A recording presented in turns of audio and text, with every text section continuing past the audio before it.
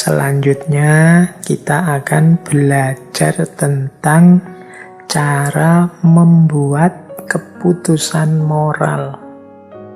Ini kan tidak sederhana keputusan moral ini. Karena berhubungan dengan dunia konkret, dunia nyata kita.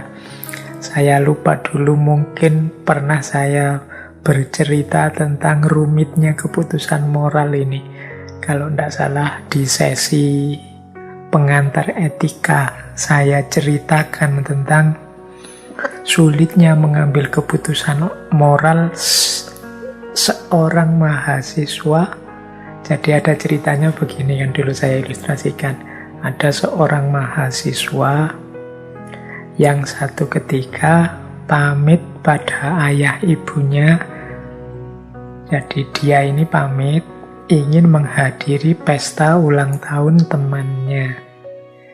Nah, sebelum dia berangkat ke pesta ulang tahun temannya, bapaknya berpesan, "Nak, silahkan kamu hadiri pestanya temanmu, tapi jangan lupa nanti paling malam kamu harus sampai rumah jam 11.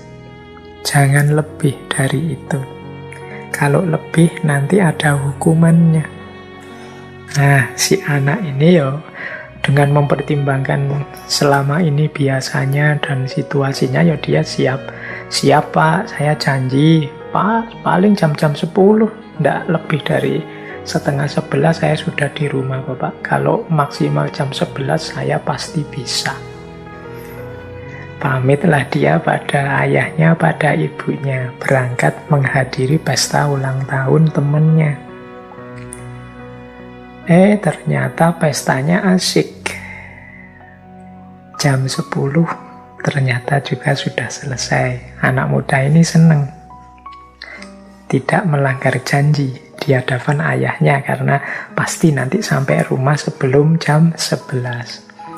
Tapi ketika dia mau pulang, dia lihat ada seorang temannya perempuan. Rumahnya jauh. Yang dia kalau malam-malam itu jam 10 malam pulang sendirian mengkhawatirkan. Karena dia harus lewat daerah-daerah yang mungkin membahayakan. Nah, dilemalah mahasiswa ini, saya harus pulang sekarang untuk memenuhi janji pada ayah, ataukah mengantarkan anak ini, teman ini. Karena kalau tidak diantarkan bahaya dia. Mana yang harus kita pilih? Akhirnya karena mikir bahaya, mungkin sebagian besar kita juga begitu, diantarkanlah teman putri ini, meskipun resikonya sampai rumah lebih dari jam 11. Beneran, sampai rumah lebih jam 11, setengah 12 baru nyampe rumah. Marahlah ayahnya. Dijelaskanlah oleh anak ini situasinya. Sebenarnya bukan kok saya ingin melanggar, tapi bagaimana lagi situasinya menuntut saya untuk mengantarkan teman putri ini. Jadi mau bagaimana lagi, kalau saya tidak nganter akan lebih bahaya. Nah, terus ayahnya bilang, "Oke, saya paham, bisa menerima alasanmu, tapi janji kita, kesepakatan kita, barang siapa telat di atas jam 11 harus dihukum. Berarti menjadi kewajiban saya juga untuk menghukummu, wong kamu melanggar kesepakatan kita." Nah, ibunya gantian membela anaknya. "Loh, kok jadi begitu? Ya menurut saya dia memang salah. Tapi kesalahannya bisa dimaklumi. Toh dia tujuannya baik. Tujuannya adalah mengantarkan anak ini, temannya, biar temannya tidak bahaya. Jadi meskipun yang dia lakukan salah, tapi kan tujuannya baik. Maka dia harus diampuni." Oh, Ini kan contoh kasus tentang dilema moral. Masing-masing benar dengan perspektifnya sendiri-sendiri. Anak tadi, mahasiswa tadi, ya benar. Wong dia terpaksa oleh situasi, oleh kondisi. Si ayah juga benar, karena dia berpedoman pada norma aturan yang sudah disepakati sebelumnya. Ibu juga benar, karena ibu ini melihat tujuannya. Tujuannya kan baik dan hasilnya ternyata juga baik. Temannya selamat, anaknya juga pulang dengan selamat. Loh, ini yang saya sebut keputusan moral. Ternyata berpikir moral itu, berpikir etik itu macam-macam. Kalau masing-masing bisa menerima secara terbuka argumen masing-masing, nanti ini bisa diselesaikan. Semuanya benar dan semuanya merasa benar, tapi semuanya punya pikiran yang terbuka, bisa disepakati mana tindakan yang akan diambil, maka aman.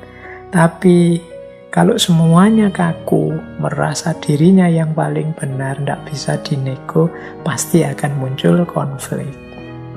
Di tengah masyarakat sering muncul konflik-konflik karena pertimbangan-pertimbangan keputusan etik yang berbeda-beda seperti ini.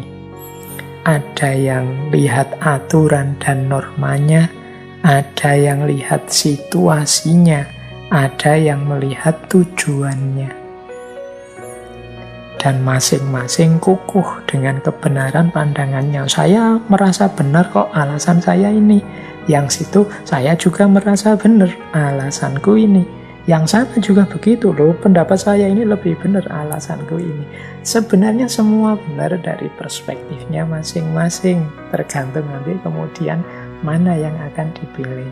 Berarti mensyaratkan kelenturan dan kesadaran keragaman saat muncul macam-macam pendapat atau pandangan.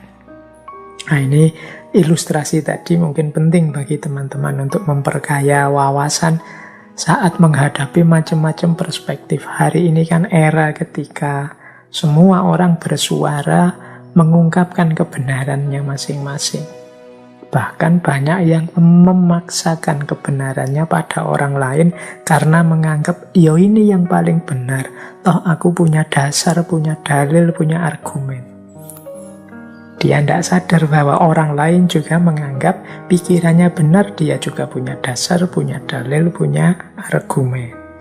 Kalau masing-masing kokoh, kukuh, dan kaku dengan pendapatnya, biasanya terus muncul konflik-konflik, buahnya adalah perpecahan-perpecahan, pada akhirnya melahirkan problem-problem, akhirnya semuanya jadi pecah. Kalau sudah pecah terus lemah, kalau sudah lemah akhirnya kalah semuanya. Baik,